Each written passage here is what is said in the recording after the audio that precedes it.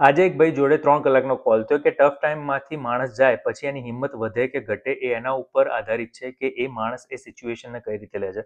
ઘણા લોકો તમે જોયા હશે કે જે ટફ ટાઈમમાંથી જાય ને પછી વધારે સ્ટ્રોંગ થઈ જાય, અને ઘણા એવા થયા છે કે ટફ ટાઈમમાંથી ગયા પછી બીવાઈ જાય, એ વસ્તુ એ પછી ફરીથી ના કરે. એકવાર કોઈ બિઝનેસ કર્યો હોય અને બહુ મોટું લોસ ગયો હોય તો બીજી વાર એ ટ્રાય ના કરી શકે. એકવાર રિલેશનશિપમાં ફેલ થયા હોય તો કે હવે મારે સિંગલ જ રહેવું છે, રાઈટ? અને ઘણા એવા હોય કે ભાઈ એ વસ્તુમાંથી વધારે સ્માર્ટ, વધારે સ્ટ્રોંગ, વધારે હિંમતવાળા થઈને બહાર નીકળે. અને આ તમારે બનવું હોય એ ટાઈપનું તો બની શકાય છે. સ્ટોરી તમારા મગજમાં જે છેલ્લું છે ને દરેક વસ્તુનું ક્લાઇમેક્સ, રાઈટ? કે ભાઈ આપણે જીમમાં વર્કઆઉટ કરવા માટે જઈએ તો જ્યારે વજન ઉચકતા હોય ત્યારે તો ટોર્ચર જ લાગે, રાઈટ? પણ આખું વર્કઆઉટ પતી ગયું પછી હાઉ ડુ યુ ફીલ, તમે એ યાદ રાખો છો કે પછી આખું વર્કઆઉટમાં જે ટોર્ચર થતું હતું એ યાદ રાખો છો? એ સિમ્પલ કન્સેપ્ટ છે, પણ તમને થોડું ડિટેલમાં સમજાવું કે એ ભાઈએ જે વાત કરી ને, એમણે 6 સભ્ય હતા એમણે, અને કોવિડ વખતે બધા સ્લો થઈ ગયા. કોવિડ વખતે ઘણા લોકોના બિઝનેસમાં એ અસર થઈ હતી, રાઈટ? તો બી એમણે ગવર્મેન્ટ જોડે જે ફેસિલિટી એ વખતે મળતી હતી, માણસોને કાઢીને એમના ફેમિલી મેમ્બર જોડે કામ કરાવડાવ્યું, એ જાતે કામ કરતા હતા. મીન્સ બધી વસ્તુઓ કરી કે જેના કારણે એ 6 સભ્યને ચલાવી શકે. છેલ્લે એમણે પાછળથી 2 વેચી કાઢ્યા અને 4 રાખ્યા. પણ એના પછી એમના મગજમાં એક પેલો ટ્રોમા થઈ ગયો હતો કે યાર આ સિચ્યુએશનમાંથી હું ગયો ને પછી હિંમત નથી થતી કે હવે કોઈ બીજું રિસ્ક લઈ શકું. અને એની અમે આખી વાત કરીને વી ટ્રાય ટુ રિમૂવ ઇટ. પણ એક ઇન્ટરેસ્ટિંગ વસ્તુ થઈ કે દરેક વસ્તુ એ જ્યારે મને કહેતા હતા ને ત્યારે મને મગજમાં એવું થતું કે બોસ, આવું કરીને કોઈ માણસ બહાર આવ્યો હોય તો પછી તો કેવી હિંમત થઈ જાય કે હું હવે નેક્સ્ટ ટાઈમ આનાથી મોટું કરીશ.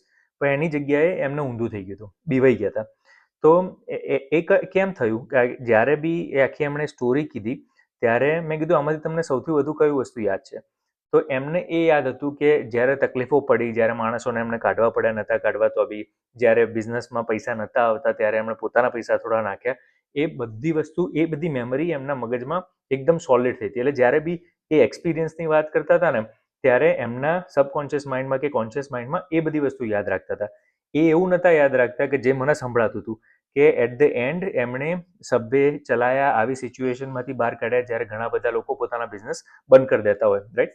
તો સ્ટોરી એ છે કે ભાઈ તમે તમારી લાઈફમાં કંઈ બી ખરાબ થયું હશે, એમાંથી છેલ્લી જે હોય ને કન્ક્લુઝન, એમાં કેવું થયું હોય, કાં તો તમે ટફ ટાઈમમાંથી નીકળ્યા હોય ને ત્યારે તમારો એ નીકળતા નીકળતા લાસ્ટ જે ફેઝ હોય ને એ એકદમ સારો થઈ ગયો હોય. મોટા ભાગના કેસમાં એવું હોય કે ભાઈ શરૂઆતમાં કોઈ વસ્તુની આપણને બીક લાગે, ઘણીવાર તો એ વસ્તુ થઈ બી ના હોય પણ થવાની હોય એના કારણે બીક લાગે.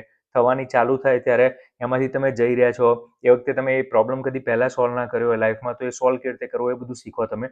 પણ ધીરે ધીરે એક ફેઝ એવો આવી જાય કે ભાઈ ચલો હવે એટલું બધું પ્રેશર નથી રહ્યું એ વસ્તુનું, બહુ ઓછો થઈ ગયો છે. અને એટ ધ એન્ડ તમે જ્યારે બહાર નીકળો ત્યારે એ સિચ્યુએશનમાંથી કંઈક શીખીને નીકળો. કાં તો કોઈ બી આખો જે એક્સપિરિયન્સ તો હોય ને એની જે છેલ્લા દિવસો હોય કે આખા દિવસમાં કોઈ ખરાબ ટાઈમ થયો હોય કે કોઈ એવો કોલ હોય કલાકનો જે એકદમ આમ નેગેટિવ ગયો હોય, પણ એ પત્યા પછી કે એના એન્ડમાં 5 મિનિટમાં એક એવી વસ્તુ થઈ હોય કે જેમાંથી તમે કંઈક શીખ્યા હોય, કંઈક તમને નવું જાણવા મળ્યું હોય, તમને કંઈક પર્સપેક્ટિવ મળ્યો હોય કે સામેવાળા માણસને તમે થોડા ઓળખતા થયા હોય કે અચ્છા આવું આના મગજમાં ચાલતું હતું, રાઈટ?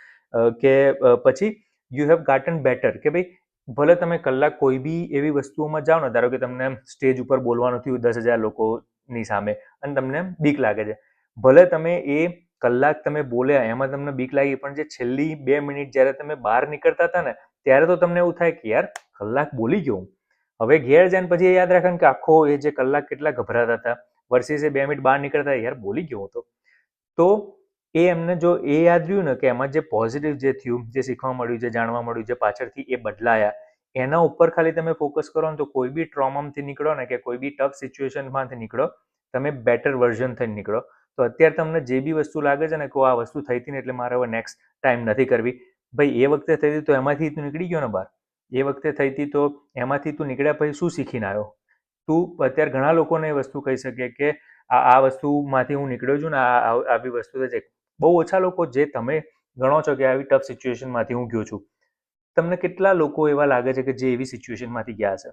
બહુ ઓછા છે. તમારું જે સૌથી ટફેસ્ટ વસ્તુ જેના કારણે તમારા મગજમાં વધારે પેલું પીટીએસડી જેવું થઈ ગયું હોય કે વધારે હિંમત તમે હારી ગયા હોય એ વસ્તુ ફરીથી કરવામાં, એ બીજા ઘણા લોકો તો એમાંથી ગયા જ નથી. તો યુ હેવ દેટ એક્સપિરિયન્સ, તમને ખબર છે કે how it is to go through that.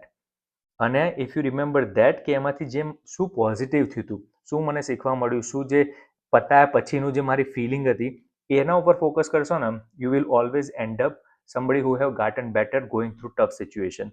અને જો એમાં જે નેગેટિવ વસ્તુઓ થઈ હતી એ જ તમે મગજમાં વારે વારે જીવે રાખશો, એ જ તમે વિચારે રાખશો, એના ઉપર જ ફોકસ કરી રાખશો, you will become the weaker version of you even though you have experience to go through that. I hope it makes sense. Chalo, take care.